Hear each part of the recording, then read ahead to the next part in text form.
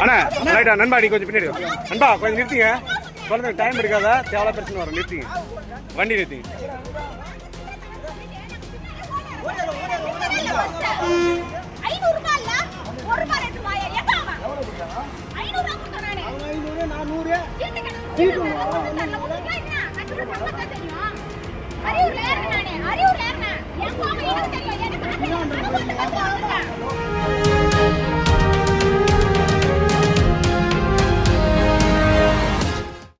நான் வந்து பண்ருட்டி எங்கள் ஊர். நான் வந்து அரியூருக்கு போனேன். எங்கள் அண்ணன் வீட்டுக்கு குழந்தை பிறந்திருக்குன்னு குழந்தை பார்க்கறதுக்காக நான் போனேன். போய் குழந்தைய பார்த்துட்டு ரிட்டன் வந்து அரியூரில் தான் நான் பஸ் ஏறினேன். தனியார் பஸ் ஒன்று வந்துச்சு, எஸ்ஆர்கேன்னு சொல்லிட்டு ஒரு பஸ் வந்துச்சு. நான் ஏறி இந்த மாதிரி கோலினூர் கூட்ரோடு போகிறேன் அப்படின்னு சொல்லிட்டு 500 காசு கொடுத்தேன். காசு கொடுத்துட்டு டிக்கெட் கேட்டால் டிக்கெட்டுக்கும் தரல. இருமாதோ தரேன்னு சொல்லிட்டு சொன்னாங்க. டிக்கெட்டும் தரல. சில்லறை கேட்டதுக்கு வளனூரில் வந்து தரேன்னு சொன்னாங்க. வளனூரில் வந்து சில்லறையும் தரவே இல்லை. அப்புறம் கோலினூர் கூட்ரோடும் வந்துடுது. நான் இந்த மாதிரி சில்லறை கொடுங்கன்னு சொல்லிட்டு கேட்டேன். இறங்கி வாங்க தரேன்னு சொல்லிட்டு சொன்னாங்க.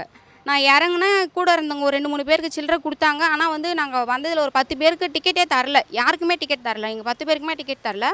நீங்கள் கீழே வந்து டிக்கெட் கேட்டதுக்கு அவங்க என்ன சொல்லிட்டாங்க, நீங்கள் தான் இறங்கிட்டீங்களா, உங்களுக்கு எதுக்கு டிக்கெட்டு அப்படின்னு சொல்லிட்டு கேட்டாங்க. அப்புறம் சில்லறை கொடுங்கன்னு கேட்டதுக்கு இங்கே ஒரே டிராஃபிக்காக இருக்குது அப்படின்னு சொன்னாங்க. நான் வந்து பண்ருட்டி பஸ்ஸு போகும்ல அந்தாண்ட எங்களை இறக்கி விட்டுட்டு அவங்க மறுபடியும் விழுப்புரம் பஸ்ஸு வரும்ல அந்த இடத்துக்கு வர சொன்னாங்க.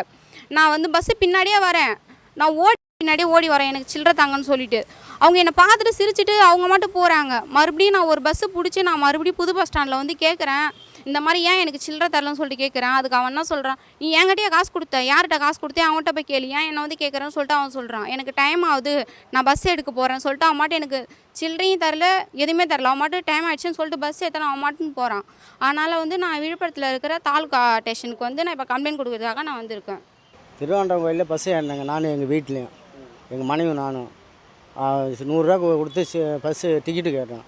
100 ரூபா வாங்கி வச்சுன்னு சில்லறையும் கொடுக்கல, டிக்கெட்டும் கொடுக்கல. கூட்டு ரோடு டிக்கெட் எடுத்தேன். கூட்டு ரோட்டில் வந்து கொடுக்குறேன்னு சொன்னாப்புல. அங்கே வந்து இறங்கினோடனே சில்லறை கொடுன்னு கேட்டேன். அடுத்து டிராஃபிக் அண்ணாண்டவா தாண்டி கூட்டு ரோடு தாண்டி அண்ணாண்டா கொடுக்குறேன்னு சொன்னாப்புல. திரும்பி ஓடணும், வண்டி நிறுத்தாமல் எடுத்துன்னு போயிட்டாப்புல. கூட ஓடுறதும் பார்க்குறாப்புல. புது பஸ் ஸ்டாண்டு போனீங்களா? அங்கே என்ன சொன்னார் டிரைவர், என்ன சொன்னார், கண்டக்டர் என்ன சொன்னாங்க? புது பஸ் ஸ்டாண்டுக்கு போனோம். உங்கள்கிட்ட வாங்கினது யாருக்கிட்ட கொடுத்த? என்கிட்ட கொடுக்கல நீ கேட்டாப்புல. சக்கரைக்கிட்ட தான் கொடுத்தோம் சொன்னோம்.